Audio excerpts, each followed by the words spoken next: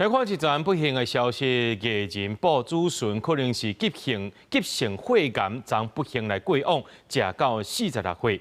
醫生講，這幾年呢，這肺癌患者有增加的趨勢，可能和基因突變、放射線影響等等的因素有關聯。除了藥物會當來治療，也若這急性骨髓性白血病，也會當做骨髓移植。不過，這肺癌早期的症狀和感冒相親像，請民眾愛特別注意。藝人寶祖順疑似得到急性肺癌，初一下晡過身，享年46歲。演藝圈其他藝人，親像沈玉琳、高凌風等人，攏是肺癌患者。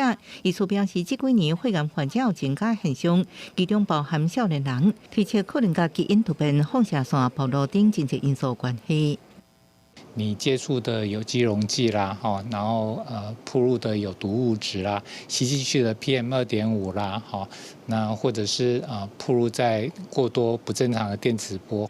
醫師表示，肺癌就是白血病，因為人體主要做肺系統骨髓產生癌化病變，和白血球異常增生，影響肺血功能。肺癌有分急性甲慢性，急性肺癌佫分做骨髓性甲淋巴性兩種。前一種大人較常常看到，後一種發生佇囡仔較濟。而且男性是女性的1.5倍，因為肺癌初期症狀甲一般感冒同款，較會被忽視。若出現反覆發燒、加疲勞、面黑、不明原因的烏青出血、骨頭關節痛，這些症狀都要提高警覺。可能你在抽血的時候，就會發現，也許是全血球低下，或者說在周邊那個血液的抹片上面會看到一些不正常的芽細胞，有這些蛛絲馬跡，也許醫生就可以及早去給他做一個正確的診斷。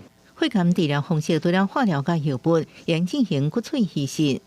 急性淋巴性白血病啊，急性骨髓性白血病，它的存活率就比較低了，可能有只到40%左右。年紀的大小，兒童的成功率會比較高。